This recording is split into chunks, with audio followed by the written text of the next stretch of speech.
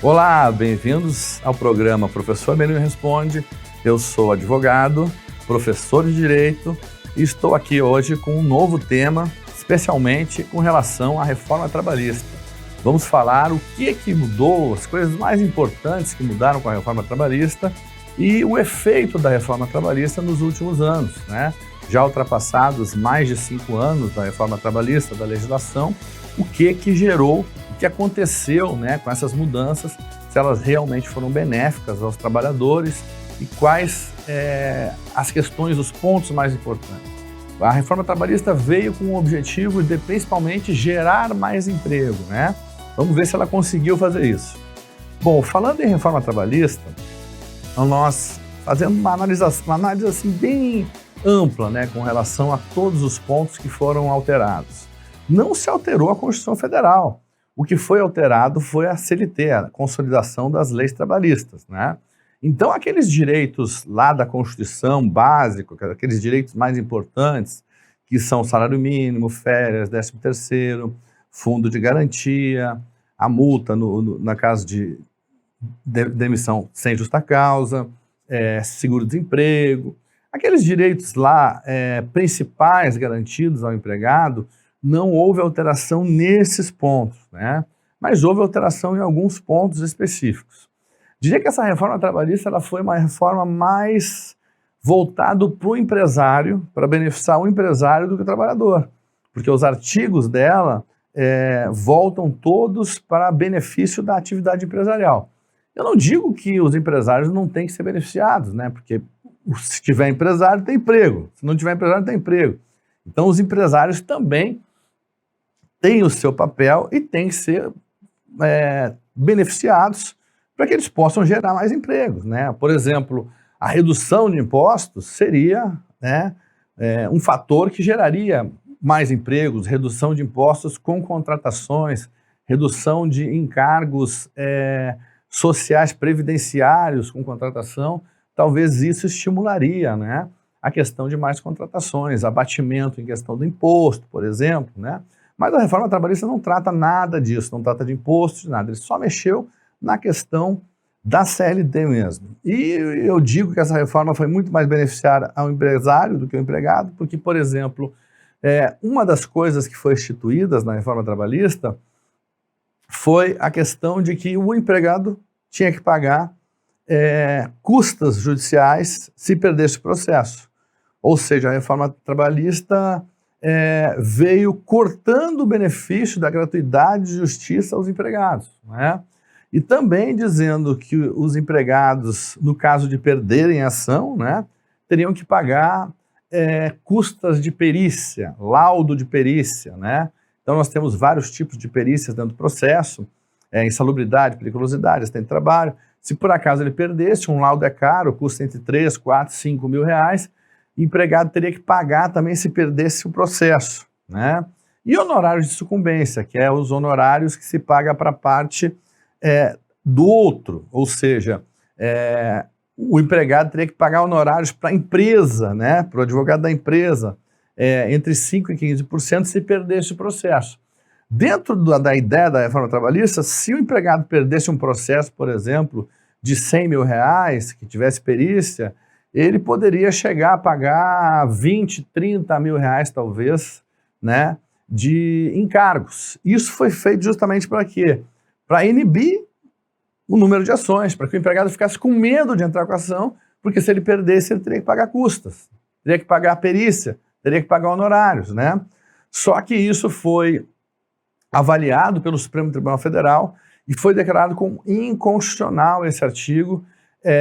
Então o empregado continua sendo beneficiário da justiça gratuita, aqueles, né, que ganham pouco ou que estão desempregados, né, na maioria que entra com ação trabalhista geralmente está desempregado.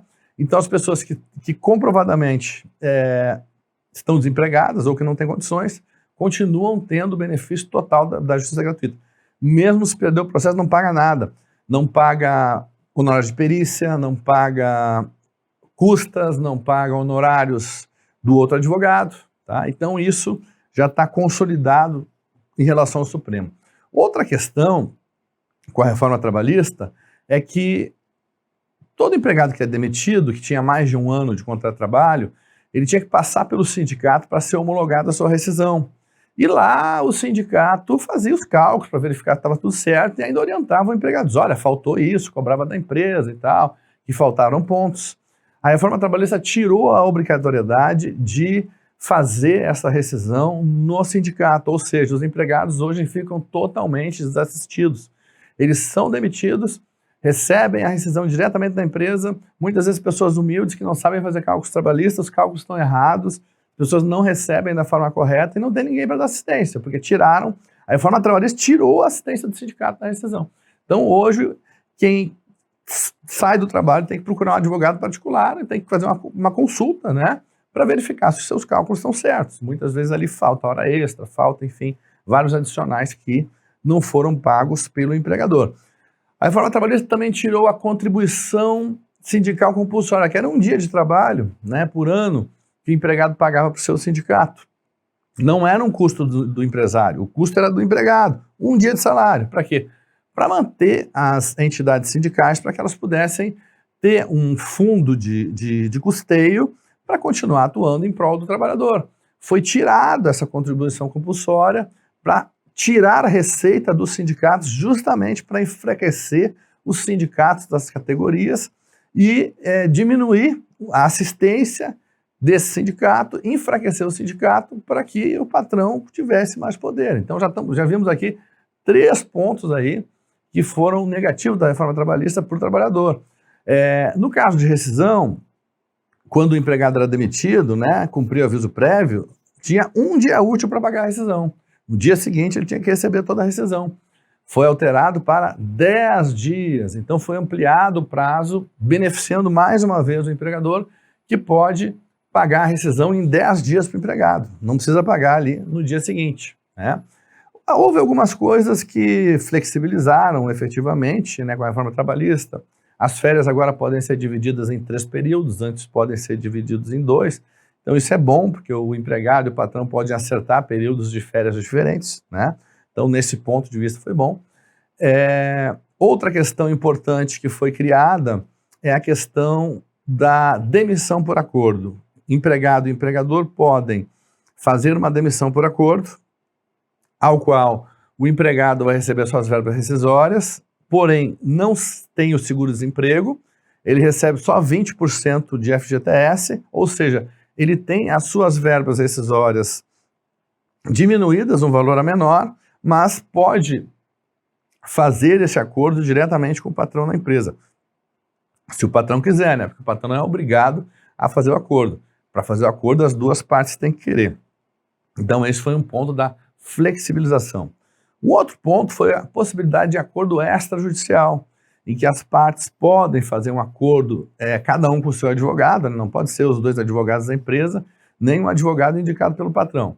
Tem que ser 2 advogados, cada um de uma parte, elaboram um documento de acordo, que é o acordo extrajudicial das verbas trabalhistas, e homologam na Justiça do Trabalho. O juiz vai apenas fazer uma audiência de homologação. Se tiver tudo certo o acordo, o juiz homologa o acordo. A partir daquele momento ali, já estão quitadas as verbas trabalhistas, né? Então, foi uma outra flexibilidade que foi criada com a reforma trabalhista. Uma outra questão é a questão de banco de horas, de compensação de jornada, que antes era feito somente por meio do sindicato. A reforma trabalhista permitiu que isso fosse feito em contrato entre empregado e empregador diretamente, compensação de jornada, um contrato assinado de 30 dias e também a questão do banco de horas a cada 6 meses. Então, algumas flexibilizações que foram feitas. E também reduziu o valor dos depósitos recursais. Isso beneficiou os empregados, microempresários e empregados, empresas de pequeno porte, né? Por quê? Porque o empresário agora, ele precisa fazer só metade do valor do depósito recursal. Ele vai gastar menos, mais um benefício para o empresário, né? Gasta menos. Então, como vimos aqui, a reforma trabalhista não gerou empregos, não aumentou empregos, não teve nenhuma medida para aumentar empregos, ela foi uma reforma em prol do empregador, trouxe 99% de benefício do empregador e 1% de benefício para o empregado. A reforma trabalhista foi uma reforma, vamos dizer assim, é feita por empresários, né? Na análise geral dela, não temos aí benefícios efetivos aos trabalhadores, financeiros, nem de condições de trabalho. Bom, esse é um tema muito longo, daria para falar muito de reforma trabalhista, porque é um tema extenso, né? Mas nós temos aqui um tempo limitado. Esse assunto é bem interessante, ainda tem alguns pontos de reforma trabalhista que podemos trabalhar em outro dia no programa. Espero que vocês tenham gostado. Estamos aqui todos os dias às 13h30 com um tema novo. Entre em contato com a gente pelo WhatsApp 519962-20062 e as nossas redes sociais que aparecem na tela, Instagram e Facebook. E façam perguntas. Um grande abraço, professor Merino, e até a próxima.